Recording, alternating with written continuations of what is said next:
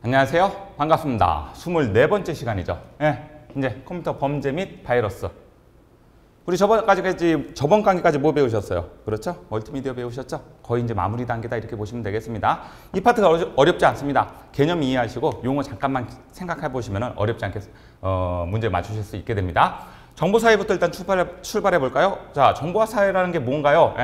무엇이 중심이다?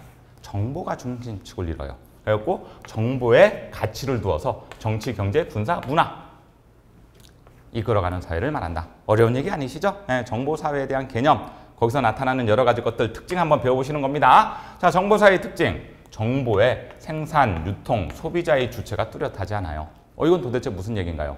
우리가 정보 말고 물품을 만든다고 생각해 보세요. 물품을 만들 때는 생산자가 있고, 그렇죠? 그 생산한 거를 유통하는 유통자가 있고, 그걸 사용하는 소비자가 거의 정해져 있다고 보시면 돼요. 근데 정보는 누가 주체가 되지 않는다는 얘기예요. 여기 내가 만들어서 생산해서 유통할 수도 있고, 남이 만든 걸 내가 볼 수도 있고, 내가 그래서 생산도 되고 유통도 되고 소비도 된다는 얘기가 되는 거죠.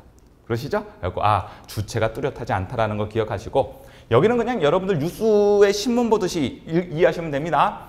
공유를 통해서 관계의 범위가 확대된다. 그렇죠? 예전 때는 이게 물리적으로 퍼져나가야 된다면 요즘은 인터넷을 타고 퍼져나가니까 범위가 쉽게 확대가 되고, 비대면 접촉, 얼굴 안 봐도 되죠? 그런 식으로 여러분들 특징을 가지고 있다. 정보량이 늘어나면서 처리 속도가 당연히 빨라지고 새로운 인간관계가 생성이 됩니다. 그렇죠?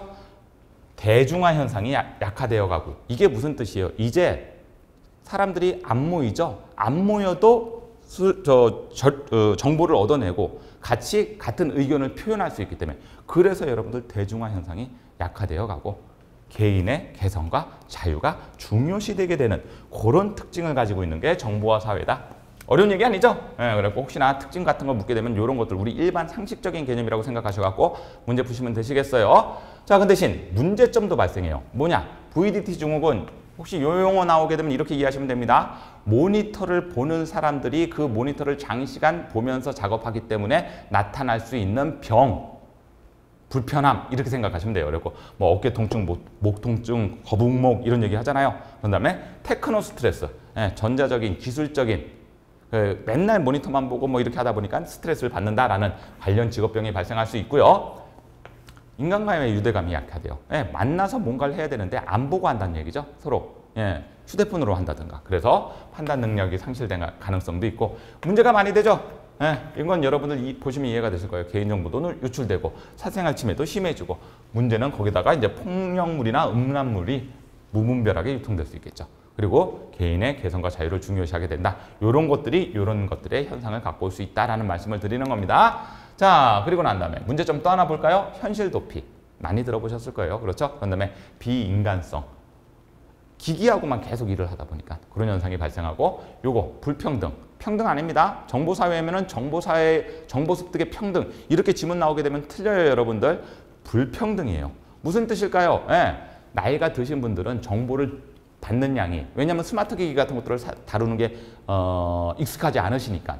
그렇죠? 그리고 그분들하고 현재 대학생들하고 이렇게 비교했었을 때 누가 더 정보를 많이 습득합니까? 그래서 불평등이에요. 혹시나 보기에서 평등, 정보사회니까 평등 아닐까? 아닙니다. 불평등이라는 거 기억하시고, 시스템이 마비되게 되면 혼란이 나오죠. 그리고 우리 뉴스도 종종 보셨잖아요. 무슨 망이 어디 회사에서 제공하는 무슨 망이 잠시 동안 에러를 일으켜갖고 시민들이 혼란을 일으켰다. 뭐 그런 얘기 들어보신 적 있으시죠? 기억하시면 되시겠고요.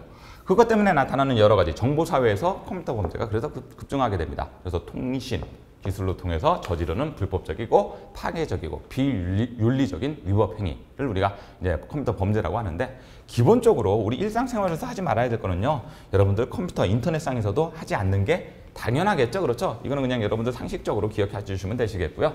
그런 다음에 범죄 유형 한번 볼까요? 뭐 제가 설명 안 드려도 될 거예요. 개인정보 유출, 그런 다음에 저작권. 요거를 많이 위반해갖고 불법 복사 많이 하시죠? 그러니까 많이 하시는 거 아니죠? 많이 이루어지죠? 그렇기 때문에 이런 것들에 대해서 범죄 유형이 나타나고, 그런 다음에 위조 변조 유출. 나중에 이거는 우리 좀 자세하게 배울게요. 다음 강의 때 불법 다운로드, 그런 다음에 바이러스. 이런 것들도 범죄 유형으로 들어갈 수 있다는 거 기억해 주셨으면 좋겠습니다. 자, 다른 시스템을 불법적으로 접근하여 정보를 유출하고 수정하는 행위. 우리 이런 사람들을 뭐라고 불러요?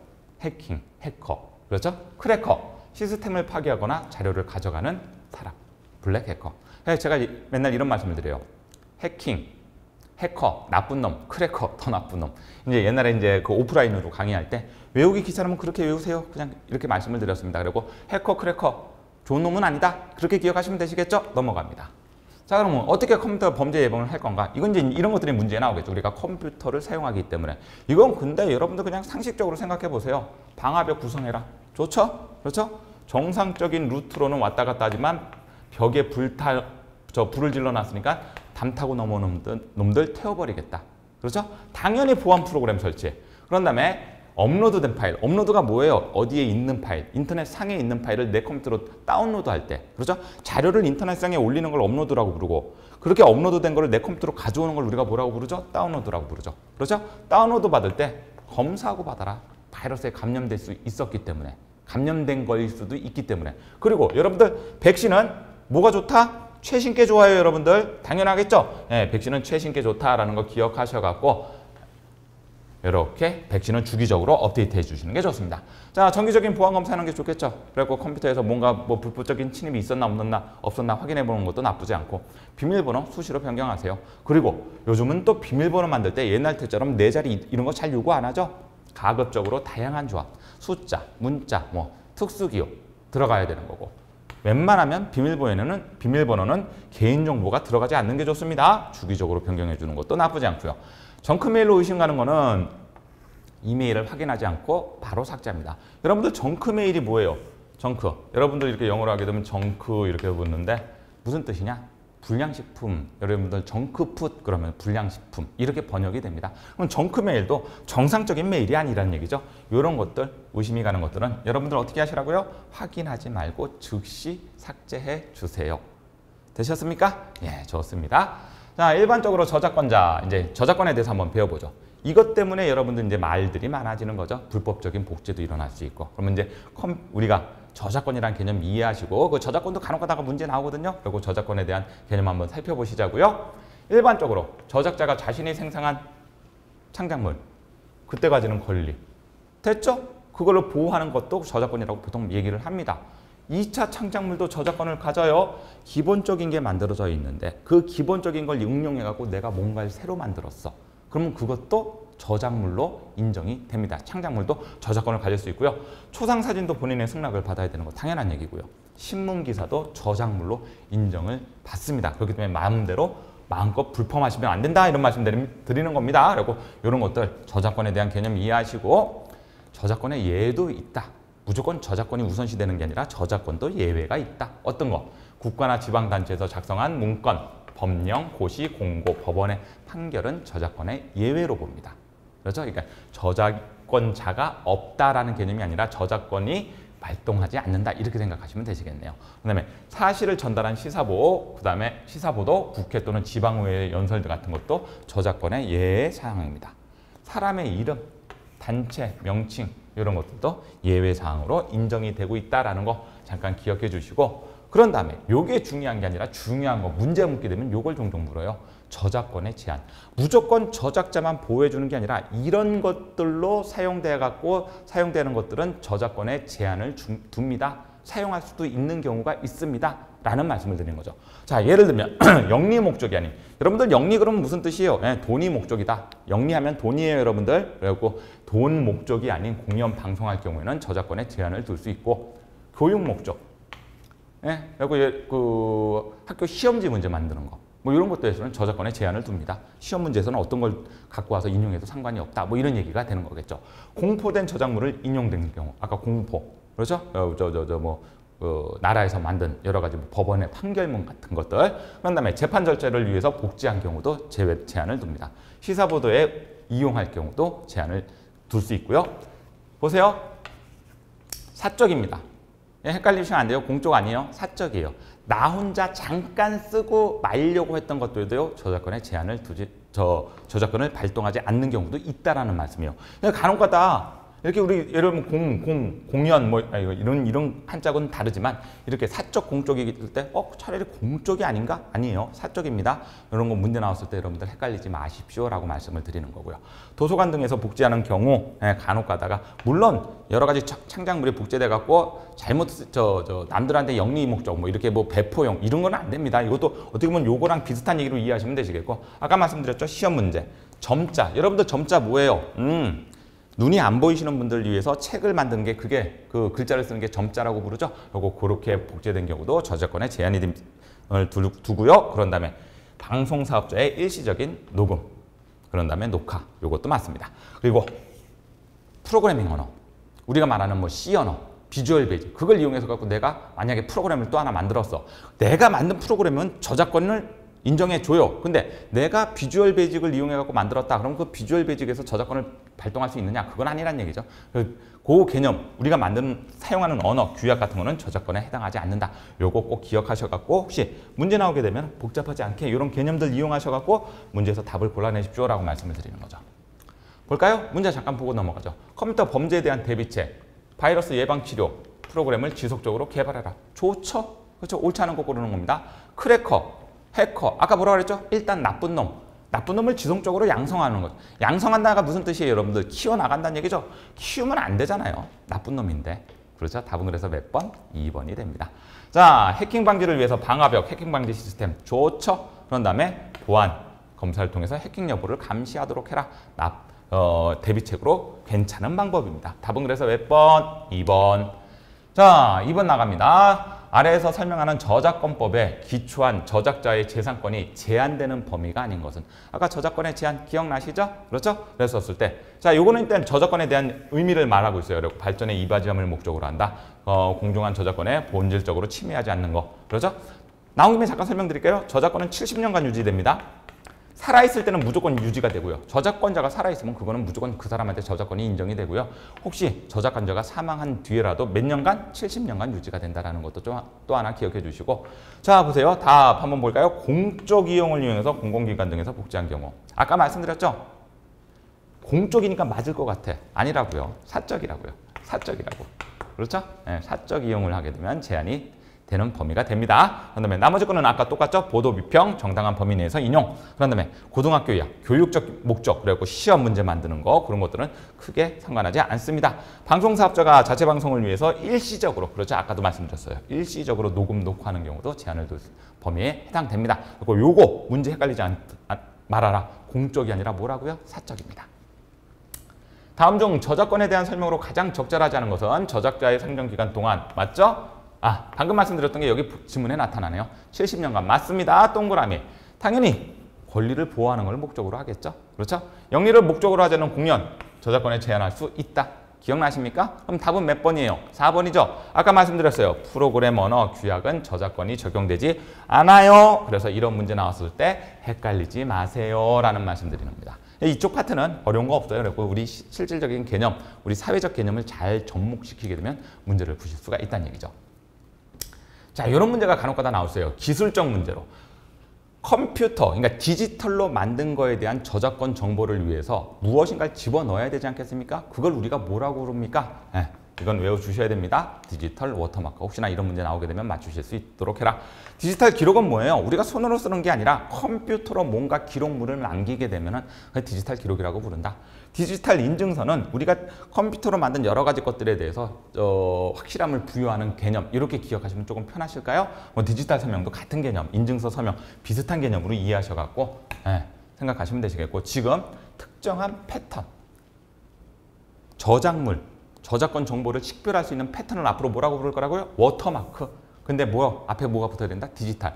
여러분들 워터마크란 뜻이 무슨 뜻이냐면요. 물방울을 이렇게 떨어뜨려 놓게 되면, 그림에다가 물방울을 떨어뜨리게 되면 그림이 물방울 위로 반사돼서 떠오르는 그런 형상이 나타나죠. 그걸 우리가 워터마크라고 불러요. 그걸 컴퓨터에 접목을 시켰다. 디지털에 접목을 시켰다. 그렇게 기억하시면 됩니다. 자, 이제 저작권 같은 개념, 정보사회라는 개념 마무리 짓고 바이러스 좀 배워보시죠. 정보사회의 보안을 위협하는 가장 큰 특징 중에 하나가 바이러스죠. 자, 사용자 몰래 스스로 복제, 특징입니다. 그런 다음에 프로그램을 감염, 특징이에요. 방해해서 손상.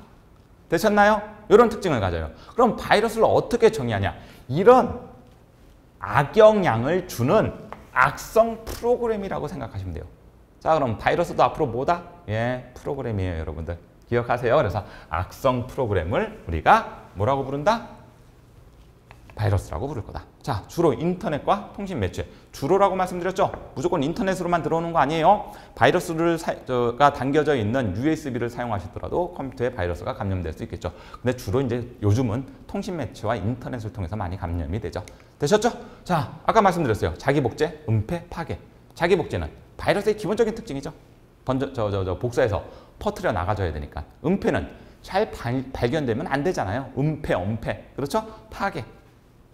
자료를 망가뜨려 버리는 거죠. 이런 것들에 대한 특징을 가지고 있고요. 그래서 이 바이러스를 종류별로 구분하면 이렇게 총 몇 가지로, 4가지로 구분할 수가 있어요. 매크로 바이러스. 쌤, 매크로 들어봤어요. 어디서 들어보셨어? 네.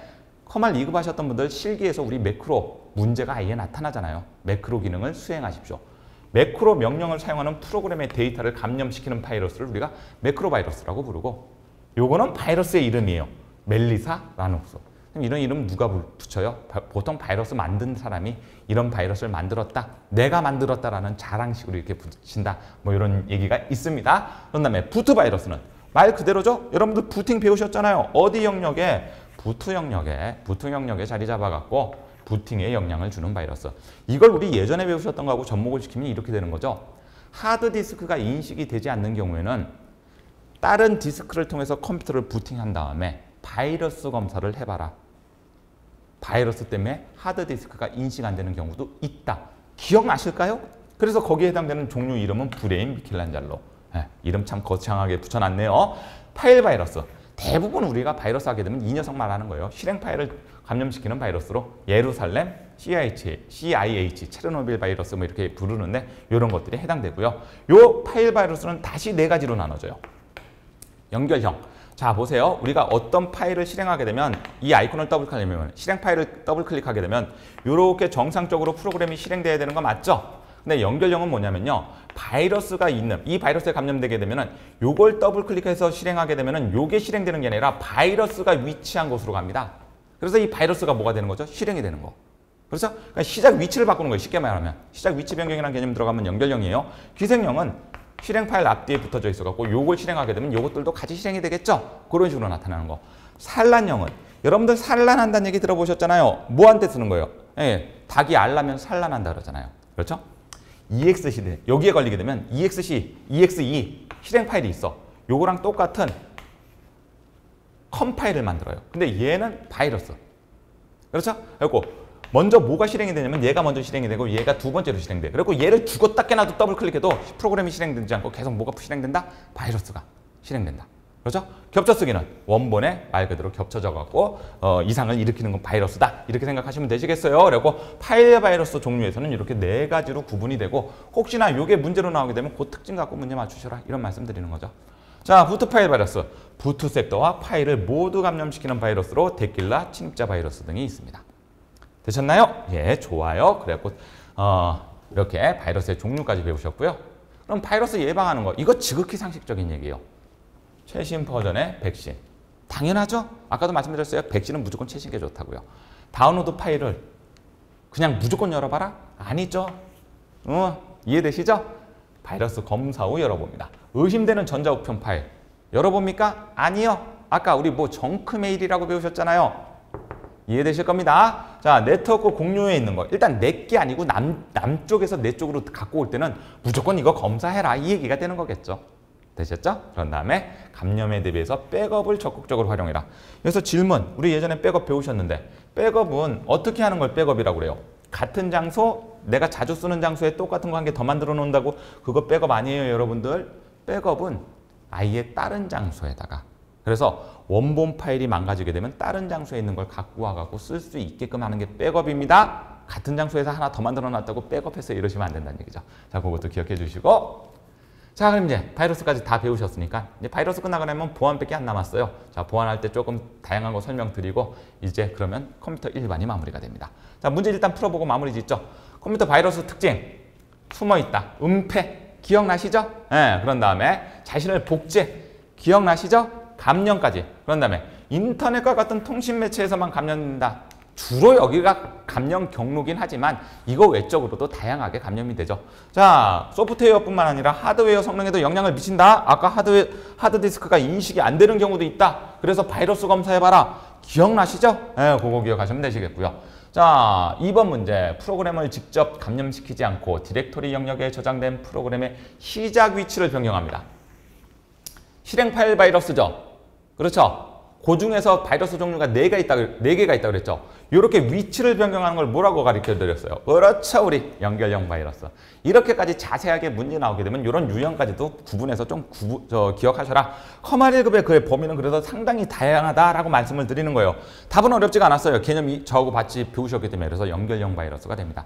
바이러스가 그렇게 문제 많이 나오는 파트는 아닌데 혹시나 이렇게 나오게 되면 이런 종류 기억 못 하시게 되면 좀 애매할 수 있다라는 거. 자, 바이러스에 대한 설명입니다. 옳지 않은 것 좀 골라주실래요? 감염 부위에 따라서 부트 바이러스와 파일 바이러스로 구분합니다.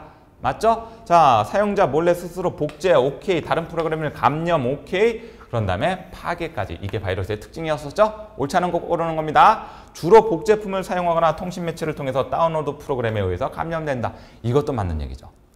답은 4번이겠는데요. 하드웨어와 무관하게 소프트웨어만 감염된다? 아니란 얘기죠. 하드웨어도 인식 못하게 하는 경우도 있다. 계속 말씀을 드리네요. 한 요 정도 문제 나올 겁니다. 그리고 그렇게 어려운 파트가 아니니까 여러분들 편하게 기억하시고 문제 맞추십시오 라는 말씀 드리는 거죠. 되셨죠? 자, 이제 마지막 강의입니다. 다음 강의가 마지막 강의예요. 25강 때 컴퓨터 보안 그래갖고 그런 다음에 그것과 관련된 종합 문제 풀어드리고요. 그리고 난 다음에 이거는 빨리 끝나요, 여러분들. 어렵지 않은 개념이기 때문에. 그리고 난 상태에서 우리 컴퓨터 일반에서 무엇을 배웠는지 정리하는 시간 조금 갖도록 하겠습니다. 그리고 난 다음에 우리 스프레드시트, 엑셀 배우러 가셔야 되겠죠? 커말 1급 엑셀은 어렵냐고요? 네, 어려워요.